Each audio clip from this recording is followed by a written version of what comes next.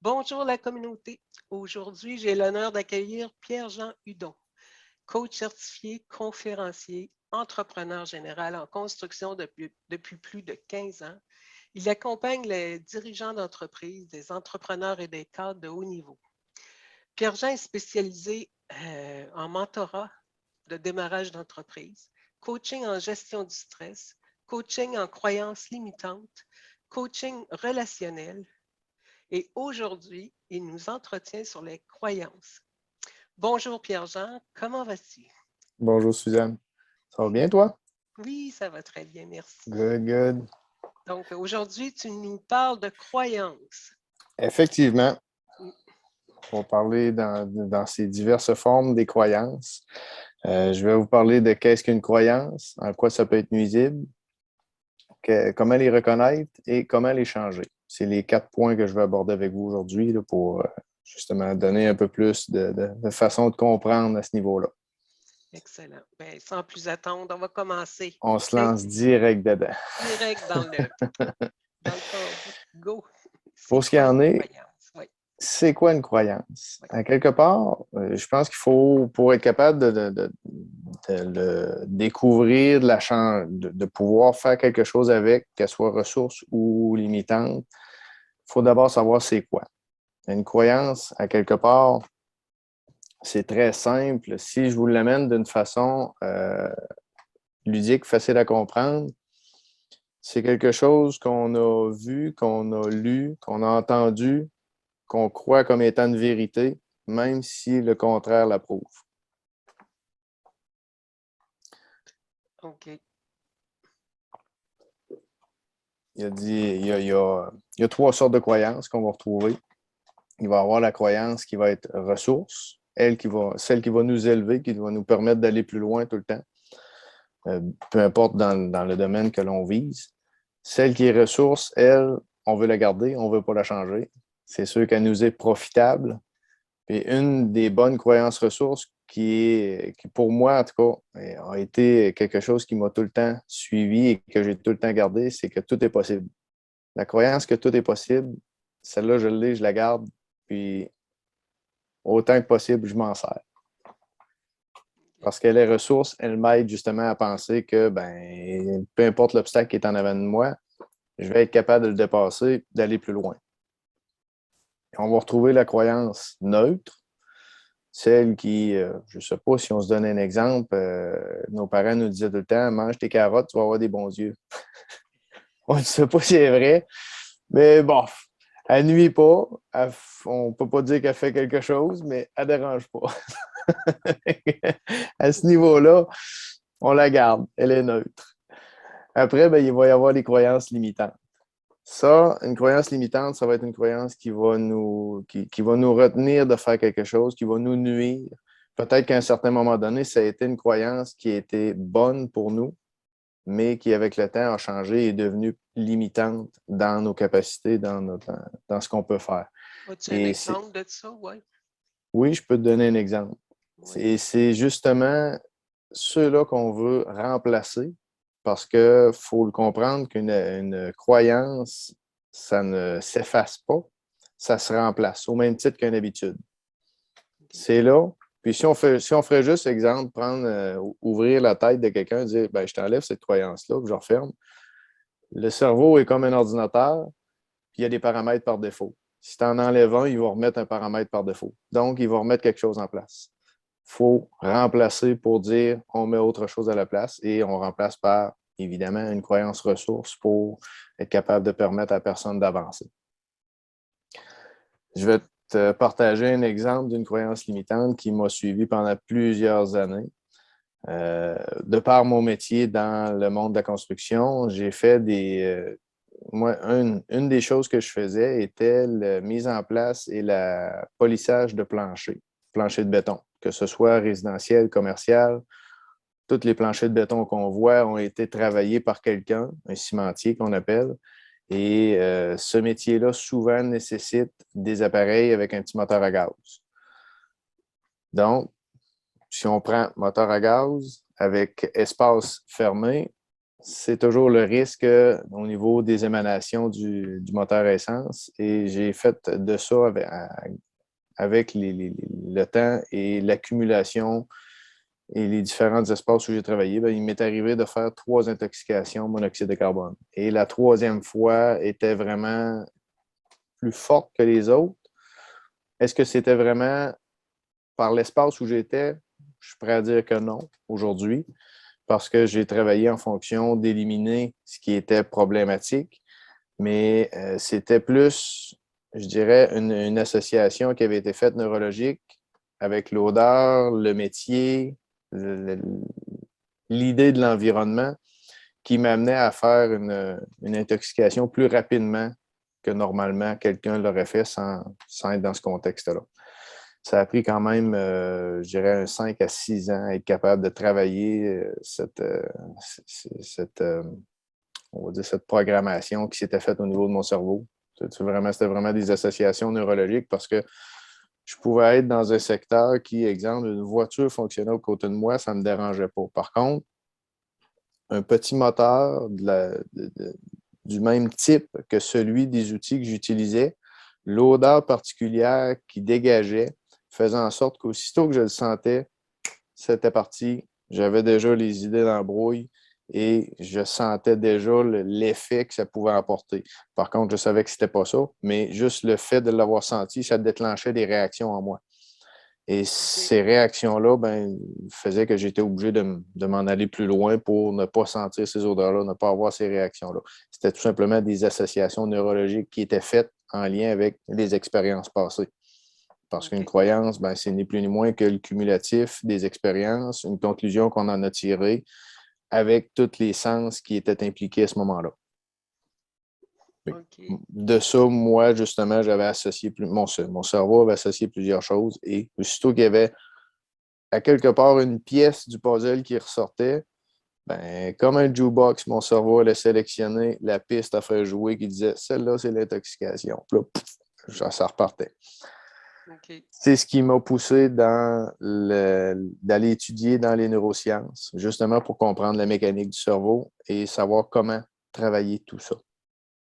OK. Fait que là, tu es en train de nous dire qu'il y a certaines maladies que ça peut être dû aussi à ce qu'on croit. Possiblement.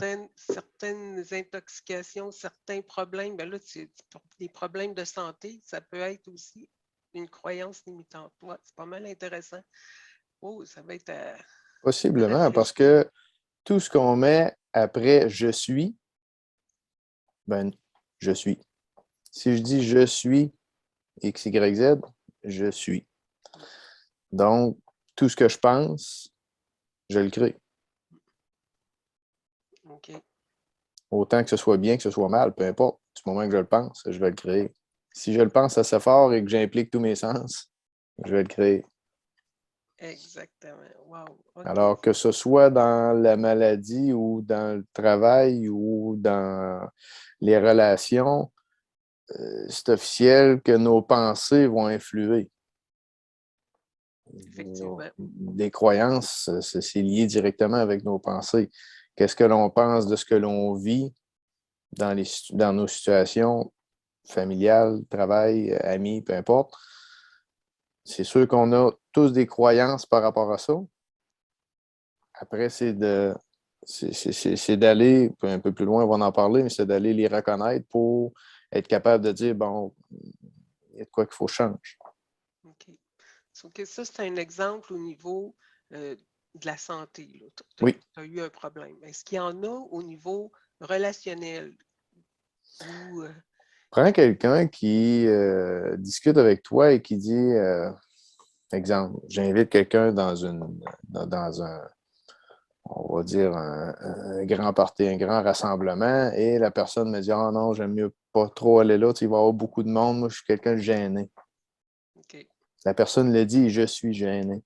C'est une personne qui se qualifie comme étant timide. Mais à quelque part, c'est cette personne-là qui se le dit. Exact. Il y a des personnes aujourd'hui, puis je suis certain que tu en connais, et on serait sûrement capable, si on se mettrait à deux, d'en nommer, mais des personnes qui se disaient plus jeunes être timides, mais qui aujourd'hui font de la scène. Exact. Ils ont passé par-dessus. Ils ont compris, ils ont pris conscience de la problématique et ils l'ont travaillé. Exact. Exact. C'est vrai. Oui. Maintenant, là, on a défini c'était quoi les croyances, Oui. puis en quoi ça peut être nuisible. C'est pas mal clair que ça peut être. On pourrait pousser d'autres exemples, mais c'était des principales. Comment qu'on fait pour les reconnaître? Est-ce qu'il y a des méthodes? Est-ce qu'il y a des outils ou bien des petites cloches qui pourraient sonner quand c'est une croyance comme ça? A priori, je dirais, du moment qu'on a quelque chose qui est désagréable dans notre vie, il faut commencer à observer. Comme beaucoup d'autres choses qu'on veut comprendre, il faut observer. Et comme je disais tantôt, il y a quelques similitudes quand on veut trouver des croyances. Souvent, ça va être je suis comme ça. Je suis. Ce qu'on met après peut être une croyance. Il s'agit d'observer après pour voir qu'est-ce qu'on en fait. Tout ce que je pense, je crois, je suis sûr que tout ça, c'est souvent découle ensuite une croyance que l'on pense. Est-ce qu'elle est bonne, neutre ou limitante? À voir. Il faut prendre le temps de l'observer. Après, il y a des outils pour les travailler, ça, c'est sûr. Il va y avoir, entre autres, comme il y a eu dans une autre entrevue, les travailler avec de l'EFT. Faire de l'EFT pour aller justement remplacer des croyances. C'est une méthode qui travaille très bien. Quand les personnes qui veulent faire des remplacements de croyances ont l'ouverture face à l'EFT, c'est une méthode qui est rapide, qui travaille très bien, très efficace. Je dirais que ça vaut la peine pour quelqu'un qui le veut d'aller voir les autres vidéos par rapport à ça. C'est vraiment de quoi de bon. Il va y avoir des techniques qui sont différentes, qui, eux, vont être pour les personnes qui sont plus récalcitrantes, qui sont plus attachées à leurs croyances. Okay. Là, dans ce cas-là, des fois, ça va être un peu plus long. Le processus va être plus long et plus ardu. Par contre, c'est toujours comme je dis, c'est vraiment pour les personnes plus récalcitrantes que je prends ce processus-là parce que je sais que je vais en venir à bout pareil. Okay. La méthode qui est apportée n'a pas d'autre choix que de remettre en question la croyance. Et la personne, quand le cerveau se rend compte à l'évidence, maintenant, il est obligé de lâcher. Là. Il est obligé de dire je peux plus, là, il y a vraiment de quoi qui me prouve que. Ce que je pensais, c'est plus bon. Il faut que je change. C'est ça. Mais il faut amener justement la prise de conscience par rapport à la problématique. Après, prendre le temps de vraiment d'aller chercher la croyance, mais aussi les croyances associées qu'il va y avoir avec ça. Parce qu'une croyance, c'est une chose, mais normalement, une croyance va avoir environ 15 sous-croyances, avec des croyances racines qu'il faut vraiment aller travailler, parce que si les autres ne sont pas travaillées, on peut croire qu'on a remplacé la croyance de base, qu'on appelle, au départ. Par contre, avec le temps, elle va chercher à revenir, parce qu'on n'aura pas vraiment été en profondeur. Exact. On n'a pas enlevé toutes celles qui sont reliées à la principale. C'est ça, exactement. Est-ce que tu as un exemple de ça, d'une croyance? Tu me devances. OK, d'accord. Justement, je voulais t'en amener une. Okay. Mais je vais te donner l'exemple, une personne qui a une croyance sur la vente, qui veut travailler, qui veut mieux se vendre, mais qui, selon elle, n'y arrive pas. OK. La personne m'approche et me dit vraiment, je veux être capable de me vendre, j'ai un problème avec la vente, avec l'argent, et je veux qu'on travaille ça. Aucun problème, on travaille cette partie-là pour se rendre dans les sous-croyances et finalement, ce n'est pas une incapacité à se vendre ou une peur face à l'argent, ou une croyance face à l'argent, c'est vraiment des croyances qui sont encore plus fondamentales que ça, qui sont vraiment au niveau de l'estime de soi. Et là, quand on arrive dans les sous-croyances, on travaille vraiment au niveau de l'estime de soi, de sa confiance, de son de sa perception d'elle avec ses parents. Il y a beaucoup de choses qui ont fait en sorte que ça a brassé, mais beaucoup plus profondément. Et après ça, ça a juste été une explosion phénoménale de voir ce que ça a fait quand on est venu à bout d'enlever ces croyances-là et de les remplacer par quelque chose de limitant. Limitant, ça ira pas bien, hein?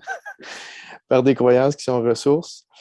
Mais ça a été une explosion vraiment. Là. Cette personne-là a fait un bond énorme, je dirais un saut quantique là, dans sa méthode, dans son accompagnement et tout. Là, puis, Dans sa progression, wow, OK. oui, beaucoup, beaucoup. Okay. Ce que je comprends, là, c'est que les croyances, ces croyances limitantes-là, ça peut être de la petite enfance avec tes parents, la famille, les amis, puis tout ton entourage depuis que tu es jeune. Là. Autrement dit, que ça peut, Du ça moment peut qu'on aller loin. Là. sort, j'imagine, du moment qu'on sort du ventre de notre mère et peut-être même avant OK. qu'on commence à enregistrer des croyances. Ces croyances-là, on les renforce. Parce que, exemple, nos parents, on va reprendre l'exemple de la personne qui dit qu'elle est timide. Si la personne dit qu'elle est timide, c'est souvent parce que ses parents ont fait il ou elle est timide. C'est pour ça qu'il est toujours. On entendait toujours le petit gars caché sous la jupe de sa mère parce qu'il était timide. Là. Ben, si la mère était tout le temps en train de dire il est timide, c'est pour ça qu'il est de même. Il est timide, c'est pour ça qu'il est de même. Elle renforce tout le temps. Lui, étant comme enfant, il entend qu'il est timide et il se dit je suis timide, c'est pour ça que je me cache. Donc, il faut que je me cache parce que je suis timide. Il renforce tout le temps. Ça devient un cercle Tout ce vicieux. qu'on vit valide. On cherche toujours à valider, autrement dit, notre croyance dans ce qu'on vit. OK. OK. Là, on a pas mal appris à les connaître. Puis comment on fait pour remplacer ça? Comment qu'on fait?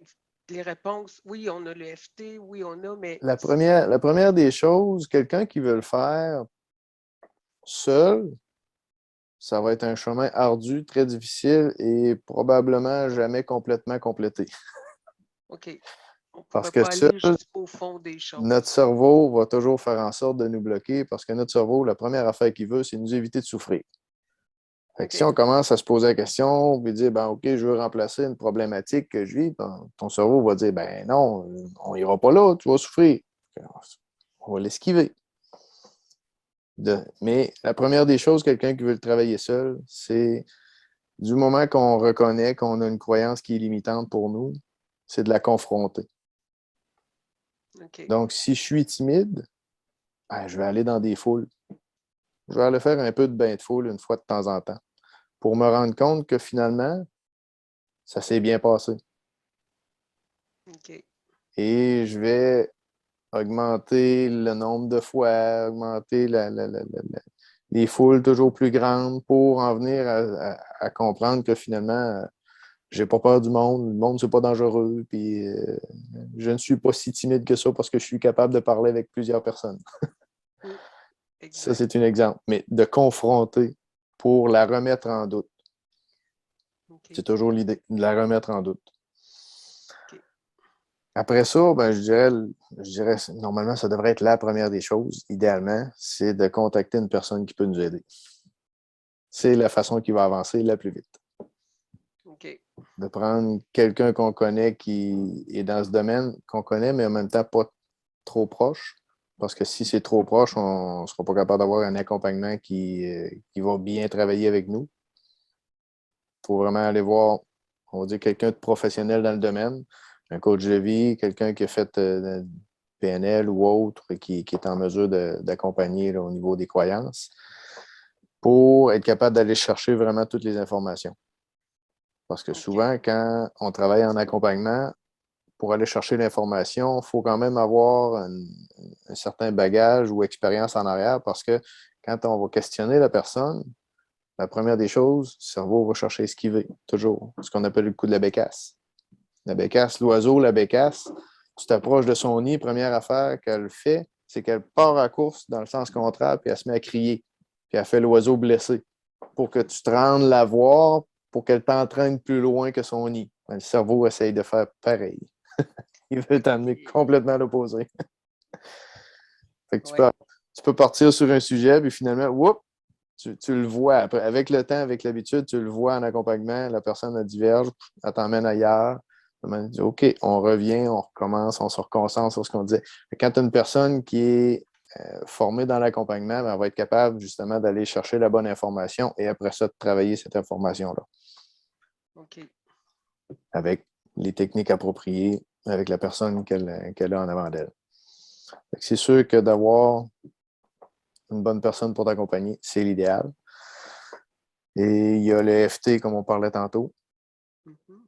parce que le FT joue sur tout ce qui est neurologique. Toutes comment dire, c'est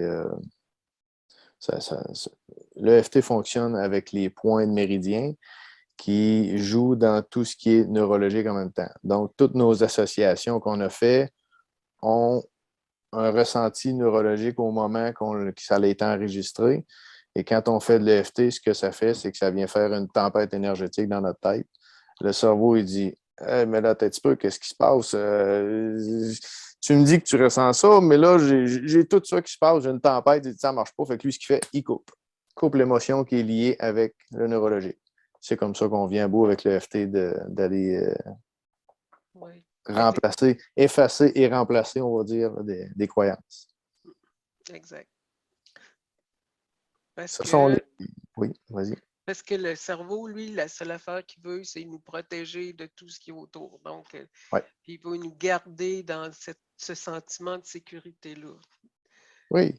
Ouais. Et un beau film pour ça, un beau film qui est fantastique pour nous montrer qu'est-ce qu'une croyance, c'est le film The Croods, les Croods qui appellent, c'est un film pour enfants. C'est une famille qui vivait dans une grotte, une famille d'hommes de Cro-Magnon qui vivait dans une grotte. OK. Et un jour, c'est la jeune fille qui voyait de la lumière le soir, puis elle voulait aller voir c'était quoi cette lumière, puis ce qu'elle entendait. C'est ce qui a fait découvrir qu'il y avait autre chose. Et par la suite, ben, tous les événements se découlent, mais c'est vraiment un film qui est bien fait pour exposer qu'est-ce qu'une croyance.